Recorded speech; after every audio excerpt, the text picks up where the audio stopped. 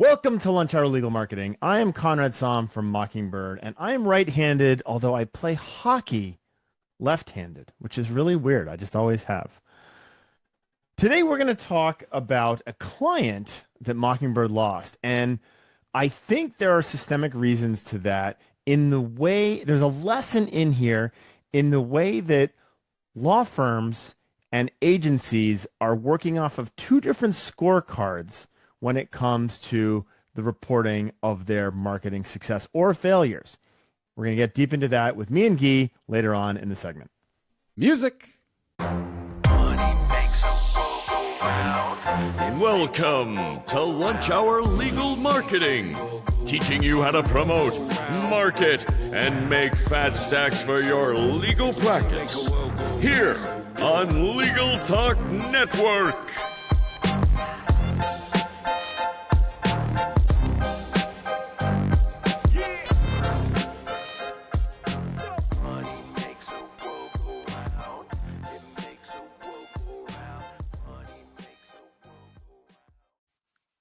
We lost a client this week. I'm very sorry. And I'm not sure I'm very sorry. This may have been a good departure. Having said that, we made a mistake on this account, and the client also made a mistake on this account. And I'm going to read back and forth of emails from you, and Socratically, as if you're an attorney, I would like you to figure out the mistakes that I made and the mistakes that the client made. Okay. All right. Fun. So this is Monday. Email I get from we work with a fractional CMO in this instance. So we have a fractional CMO, we have a client, we have the agency Conrad. And the reason I'm sharing this with everyone is I want you to think about how you manage your agencies and how your agencies are managing their clients, you the client, because this is a relationship gone poorly very quickly. And that's what I was about to ask you. How was your relationship with this fractional CMO? The fractional CMO is great. Okay, great. And so I think one of the issues that you have with fractional CMOs, especially as the agency, it is incumbent upon us. We're brought into a lot of law firms through a fractional CMO. It is incumbent upon us to work primarily with the fractional CMO. This is basic relationship stuff. I don't want to go over her head. I don't want to go around. I don't want to talk directly to the client without them involved. Like that is bad relationship management. But the flip side of this is you have less direct contact with the primary stakeholder, right? My primary stakeholder is a fractional CMO, and our job is to make him or her look amazing. And without any relationship with the law firm client, you're at risk of the relationship with the fractional CMO and the client. So that's correct. That's always the challenge. But yeah, it is difficult. So, we tend to have I'll give you another, and I will not name the other fractional CMO. It is always difficult when you have three people in a relationship. Right. So anyway, this was good relationship with fractional CMO, but I will tell you this, the other thing is it is easy for the fractional CMO in order to try to demonstrate a level of value to badmouth vendors. So that is also a pit you can find yourself in. This is not the case here, although we certainly had that last week as well. But let me get down to it. Hey guys, I just wanted to put something on your radar. Bill, not his real name, called me this morning and he is concerned about paid performance. He's at the point of considering options. Give me a ring when you can, and I can brief you. Okay, pause. Go. How is Bill measuring the effectiveness of his paid media management? Are you managing to cost per client, cost per consultation, number of clients, number of consultations? That is a great question. Okay, don't answer it then. Don't give it away. No, I'm going to answer your question for you. All right. He is measuring it in terms of new clients, not cost per consultation. He wants new clients out of this. Regardless of cost? He's got to have There's some cost per client, right? there's probably a cost per client associated with this. Yeah. There's probably a cost Okay. per client associated with it. Okay. All right. So New clients. our response, we go back and look at the reporting. And this felt very out of the blue, because when I got my pay-per-click lead to look at this, he's like, "This is one of our best accounts. I don't understand this. This Pause is one of again. our best accounts." Pause again. Go. How is your best PPC lead defining success? That is Go ahead. great question. So what we have, and you're getting down to where the mistakes are, what we have is a cost per lead. Okay. Yep. We do not have a cost per consultation. We do not have a cost per client. We have a Okay. cost per lead. Okay. Has So- that subject been broached with them in the past? I don't know, because again, CMO to I don't know Okay. where this kind of breaks down, right? But Okay. you're right in identifying the missing piece, which is alignment between client wants cost per client. We have data on cost per lead, right? Those two things are missing each Now- other. Yep. Yep. Okay. Were there more emails? More emails to read? I'll give you some more emails. But I'm gonna give you the monthly performance and why we were very surprised that my pay-per-click people were like, this should be working amazingly well. So I'll short circuit it. You hit cost per lead goals, but those leads weren't turning, for one reason or another, didn't turn into clients. that is a great guess and not necessarily accurate. Okay. Keep So going. I'll give you the numbers. We spent $11,500. Okay. We generated 64 leads, a cost per lead of $181. 40% of the lead, and this is non-branded. This is not branded queries. This is not search only only. This is non-branded. search ads only. Pay-per-click search ads only, right? Those are very good numbers if they're very good numbers if they're qualified leads. That's right. Very good. So and 40% lead rate. So if we got to click 40% of the time, which is very over the top, like all of these numbers would trend at the extreme end of our performance for these numbers. Conrad, we are always talking about converting more leads in our CRM. One of my favorite products that does that is Lawmatics. Their lead scoring does a great job of using AI to separate great leads from good leads so you can follow up with them individually in different methods. In fact, even leads that you might initially identify as low quality can be enriched and turned into quality leads automatically with AI and Lawmatics. So check them out, lawmatics.com, and let Matt Spiegel know Guy and Conrad sent you there. So we were a little flabbergasted. We had already a meeting. This is Monday. We had a meeting set up for yesterday, Wednesday, to go over this information. Okay.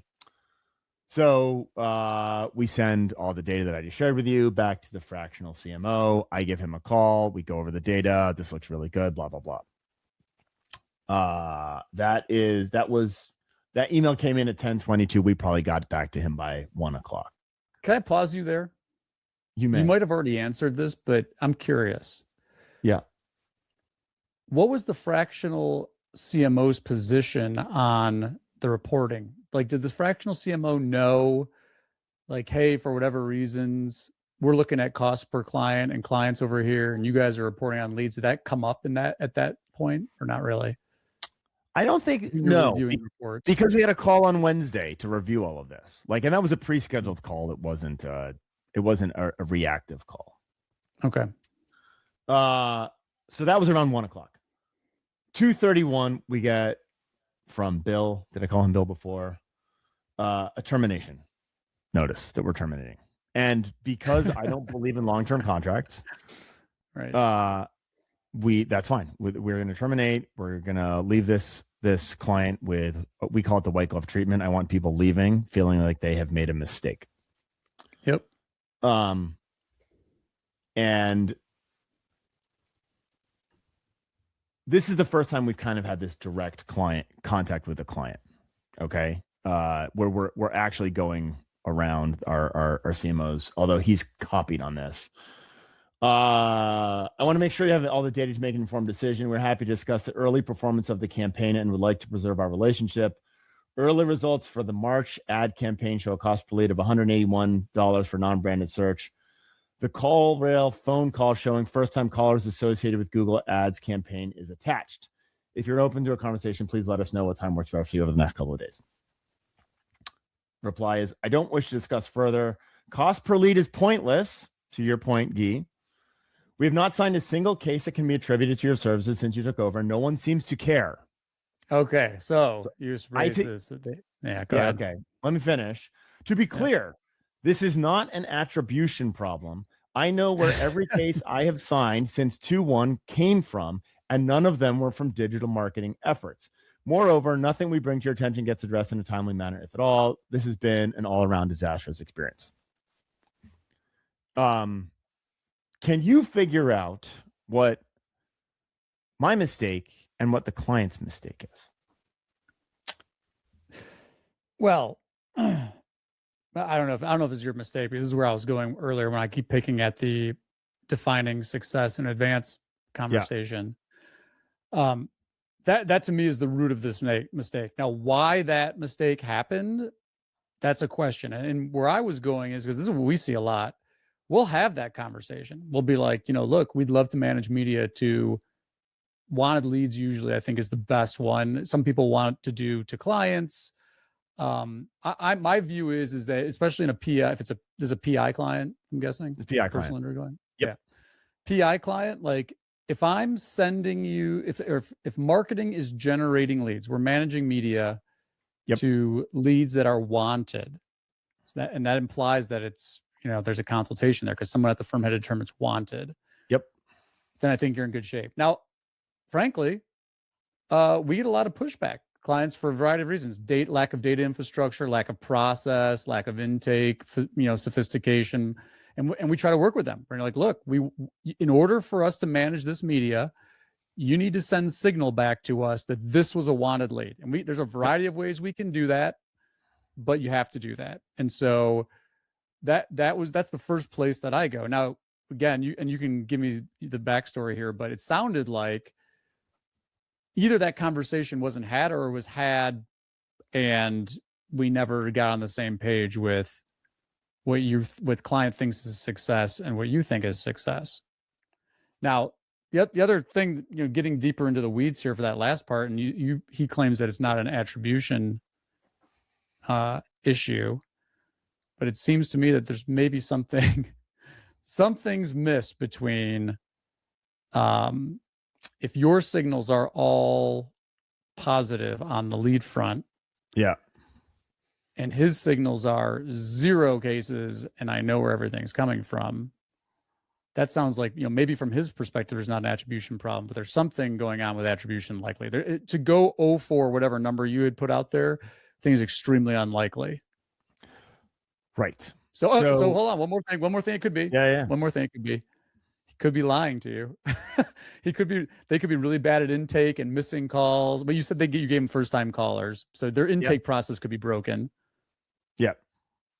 So here where for me, I looked at this, I was like, nothing came from digital marketing. There wasn't a single person who knew about your firm and looked them up on Google Business Profile, and that trickled into your. I mean, this is all digital marketing, right? We were talking about pay-per-click specifically, but he said nothing's happening from digital. That does not ring true.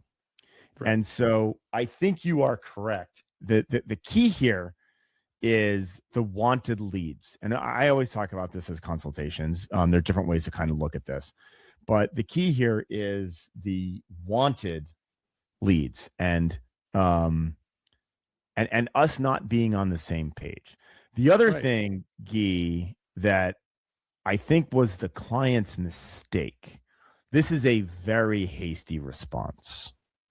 This was a campaign that had been on for 6 weeks.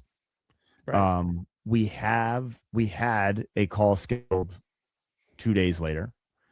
And this was a hasty, I don't want to talk to you response. these things do take time, and you do need actually time to look at them. And if we had taken the time, I think if the client had taken the time, we would have learned something on our meeting that didn't happen on Wednesday. But you are correct. So what our response was, Guy, and our mistake, this is our mistake here, is the client was looking at his numbers, his dashboard, what he believed to be the source of truth. And we were looking at our dashboard. And I am convinced that this is going to be a fundamental shift in the agency world over the next 12 months, if not faster. The adage goes, the man who has to watch never knows what time it is. And this is exactly what happened here. He's looking at his dashboard, seeing garbage. We're looking at our dashboard, seeing gold. And there's no, and the miss is there's no communication between the two. This is exacerbated by having a third-party CMO involved in the mix, right? I think that becomes problematic. Do first impressions matter for your law firm? Don't let a robot greet your prospects. Juvo Leads provides completely human-powered chat that converts 50% more visitors into leads than any legal bot out there.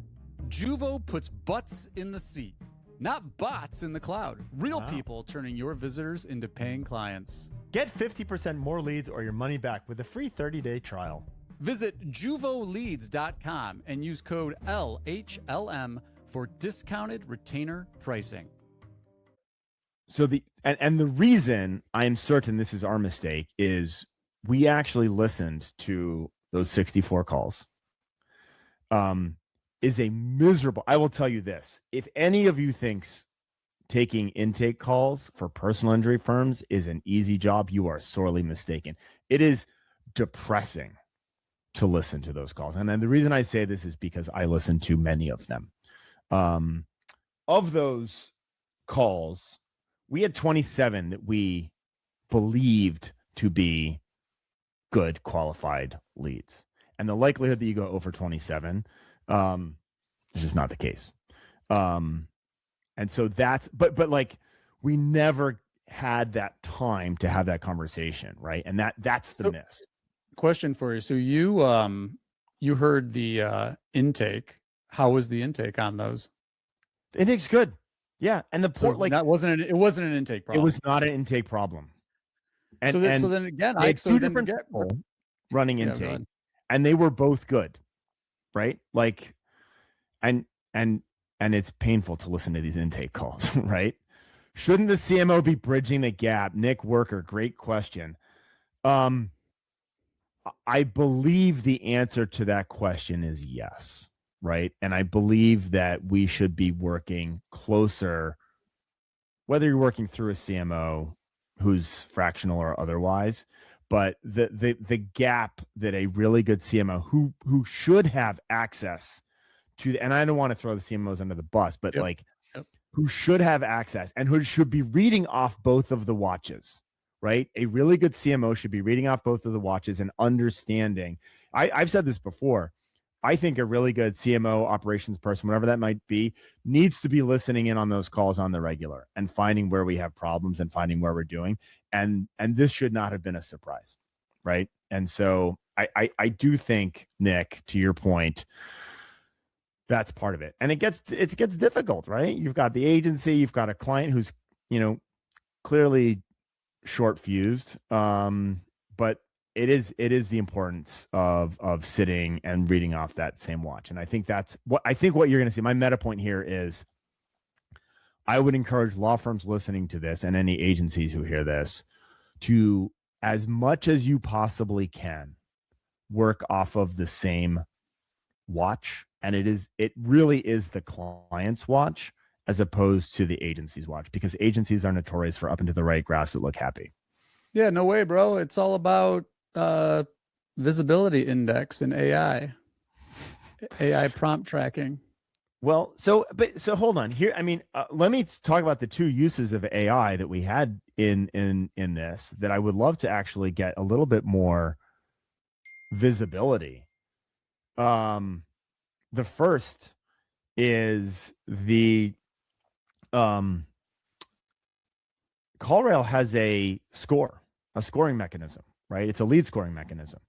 And that's an But easy way. It's only as good. It's only as good as you shape it. You got to teach it what you want.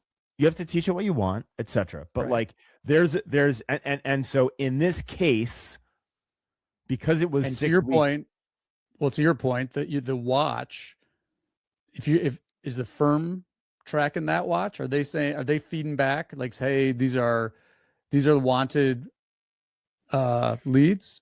so that had not happened either, right?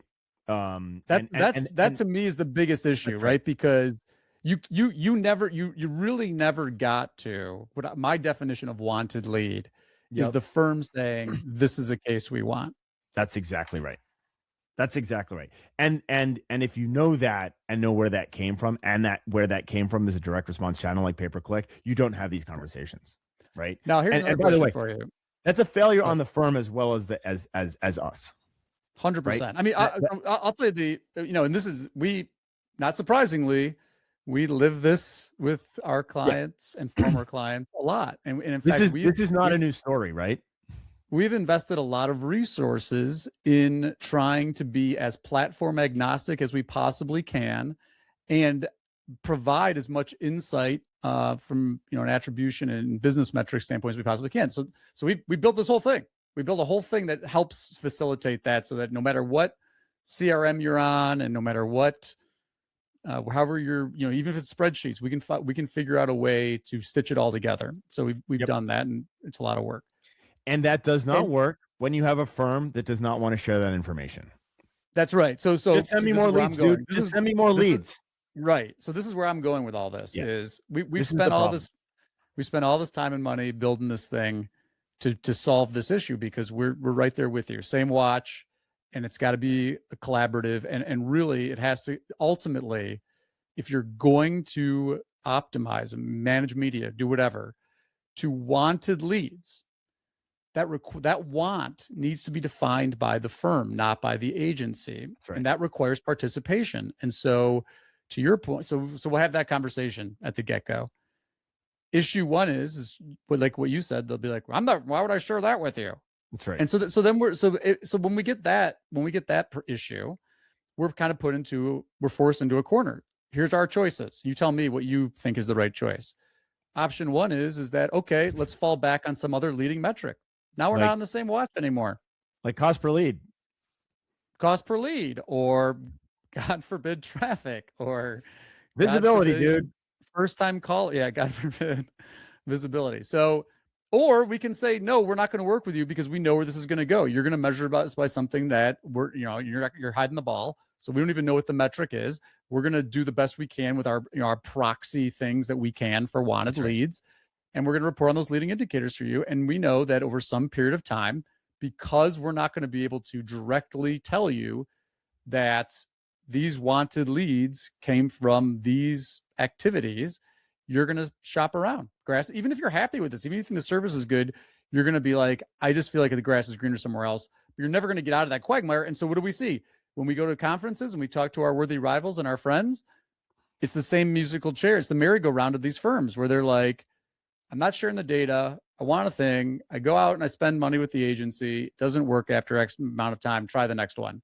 Right. Second one. Here's the second one, though. So anyway, I didn't give you a chance to respond. You take those clients, right? If they won't share, do you take them or no? Yeah, we do take them because, okay. And I'll tell you why. Because that's what the market wants. Well, there's two good reasons for this.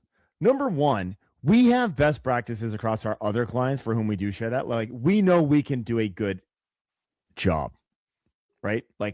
It's not like we're walking completely blind. And this is one of the assets that you get with working with a firm that works only with legal, right? We're 85% of the way to having a really successful MVA campaign just because we've done this forever.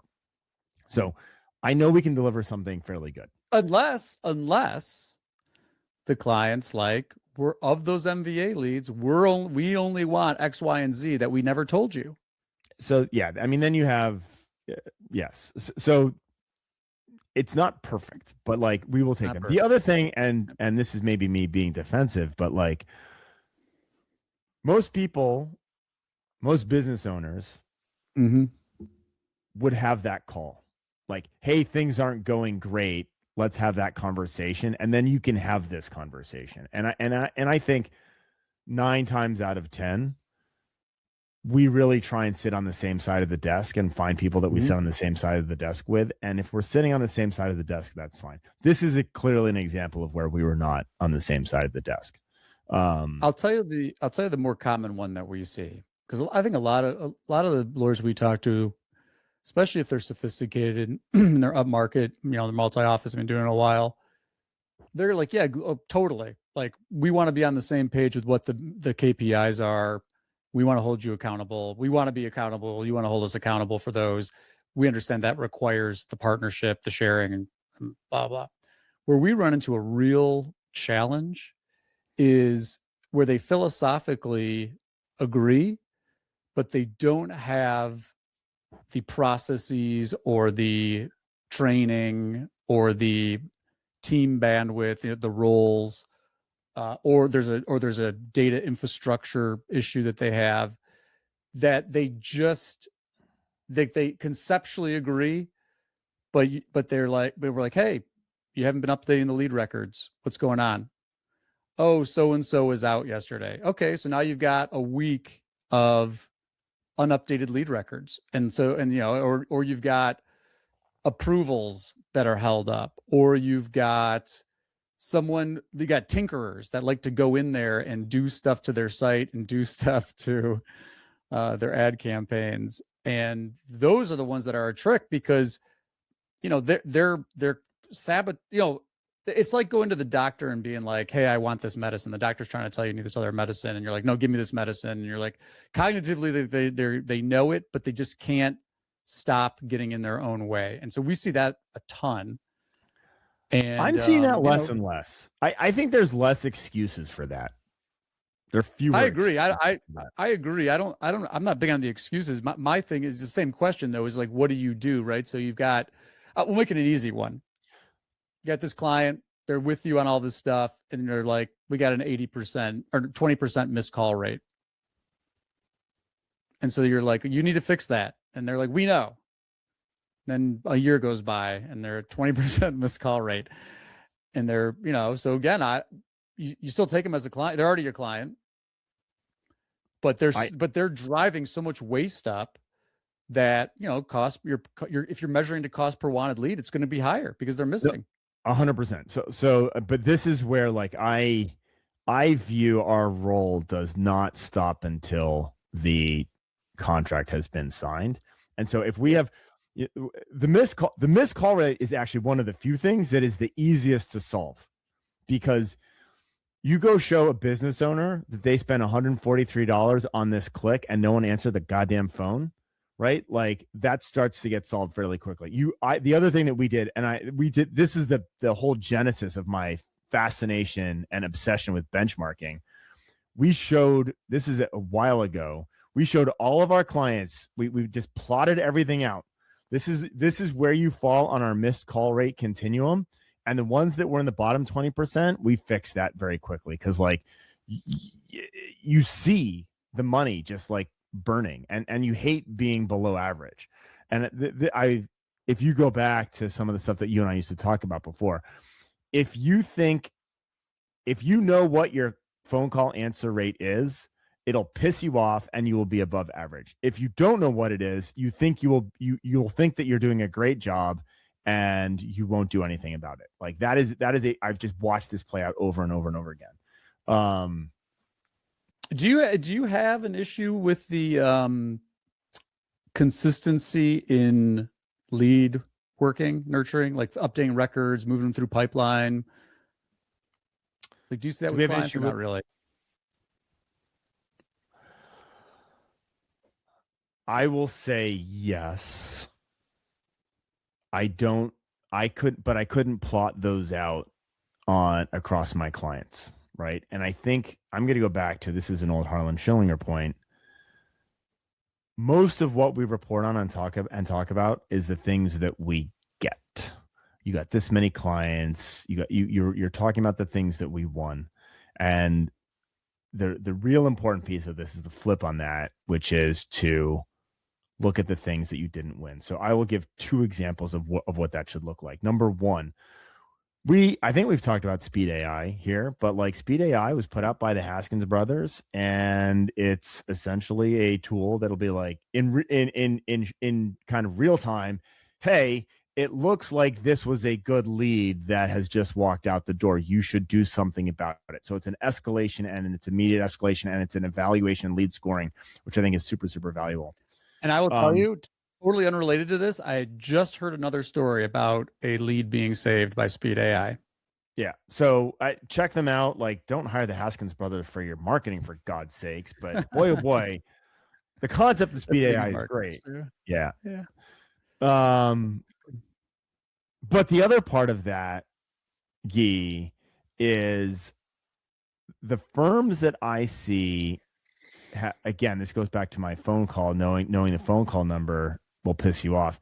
The firms that I see doing the best are the ones that have someone in charge of understanding all the stuff that came in and all the stuff that's, so from where's the gap between what came into intake management software that is qualified and what turned into matters, and that person is obsessed with all the stuff that falls out. That is the magic of a great CMO, or CO, and it doesn't matter what the title is, but somebody like, do something. Somebody. If somebody is focused on that, your firm is winning, right? Your firm is winning, because they're going to identify where the leaks are. No, absolutely. And then again, that's, primarily that's the piece that we have tried to connect, so that we don't get all the way to practice management, but we get to CRM for sure. And you should be managing in my opinion, you should be managed to signed retainers in your CRM. And by the way, I don't think we should be in practice management. I do, except for signed retainer, right? Which really should live in your intake management software, right? The only thing that I agree with you. We're not in practice management, but I guess the only and you can handle this you could do this in CRM too, but sometimes the ways that the systems are set up, there's some data you might want to extract at the end of a matter to push back to marketing. So like if you only capture billings, like say you're a billable firm and you only capture billings in your practice management tool, not in your CRM, you want to pipe that back so you can do things like, don't say ROI. Don't say it. I won't say it. But I think measuring lifetime value of clients versus acquisition costs is a positive thing. And the other one that I would pull out would be customer satisfaction, right? Maybe that's coming out of a owner or something like that. But like I think it is actually very important to get some signal around happiness of a given client to determine whether or not you're going to go out of your way to stay in front of them for the rest of their lives, or if you want to just move on and pretend this never happened. I mean, that's another thing that if you've got it implemented on the service side of the house, something like CallRail or other call analytics software, like they can notify you when there's negative sentiment going on in service delivery, as well as intake. Yeah. Hona, case status, do a good job of that. They've talked about doing that promoter score in different phases of a matter, et cetera. So there's lots of places that I would like some of that data to come back. But the ROI one, it's a hard one for me. Well, I think it's my issue with the ROI, especially in the PI context that we talk about all the time. Yeah, PI is useless, right? Yeah, and it can still, depending on your practice, look, I think there are practice areas that it lends itself to, but again, the point that you always make is it's one thing to be optimizing to ROI. I think that's a mistake. Then I agree with you on that. I mean, ROI is, it's going to be a function of the volume that you're trying to do, market share you're trying to capture. And so, as a point you've made many, many times, there are reasons to, especially if you're, in a dominate the market phase, not to optimize to ROI, because you're not going to be able to fill the volume needs that you want. Yeah. And so I think there's good reasons it's not the right metric for everybody. But I think it's a good thing to have a finger on. But if you might be intentionally being like, yeah, we're not trying to optimize ROI, but here's where we're at. Here's my sorry, this is completely tangent. No, but it's great. it will be interesting to see, and I do not believe this to be the case with one exception, that fundamentally different channels are really materially having a different ROI. The one exception that I have to that, because I fielded these calls for as part of my job for like a far too long, is the directories. And that's a user behavior thing. You get rejected by 3 law firms when you think you have a case. And so what do? You go and find a place where you can find 10 lawyers who do whatever it is you might want to do, might need, and that is a directory, and you contact all 10 of them and plead your case. And so the directories tend to have a higher propensity of garbage in from a prospect perspective. But other than that, like the variability in ROI across different marketing channels, pay-per-click versus LSAs, especially in the digital world, I think is tough. I mean, it probably exists to some extent, but like it's a bit tough. There it is. Especially when you're talking about lifetime value and shit like that, like or PI where the turnaround is so far, like just is. Or referrals. Conrad, Referrals good. We have a question. Referrals have the greatest. We do not have any more questions. We're kind of running out of time here. That's great. So I was going to remind everybody to join us in Baltimore for a seat at the table. We can talk about how it's going to be that much more difficult to hit target cost per clients because of the investments that private equity will be making in the PI space. Wow, that's a great endorsement, dude. Come join us in Baltimore. That is May 6th and 7th at Camden Yards, which is the baseball field. See, we did this the other day. It is the baseball field in Baltimore. We'll also be at Pilma Super Summit. Yeah, stop by Pilma. If you're going to be at Pilma, find us. Guy and I would love to answer your questions. You can be part of the pod, so find us at Pilma. And yeah, those are the next 2 biggies that we're going to be at, correct? That's right. Well, there's one more biggie. Who is speaking at Lunch Hour Legal Marketing Summit? Do we have any announcements to make? I thought maybe we did. Well, we could talk about John Henson because he reached out to us this morning. And John Henson, I will tell you guys this, and I'm sure there are people who are not named John Henson who really understand this stuff, but I don't know who they are. John Henson is the person who knows more about the regulatory environment of marketing on the web than anybody else. And I'm probably wrong about that, but we are super lucky to have him speaking at the Lunch Hour Legal Marketing Summit. So be there, get tickets. It is mid-August in Nashville, lunchhourlegalmarketing.com. We'll see you there. And I'm even do one more plug for this talk. Go. Because plug. The reason, well, we talked about this on the pod. I don't know if this episode's published or not, so I apologize if I'm scooping ourselves. But people think compliance is hard and it's boring and all this stuff.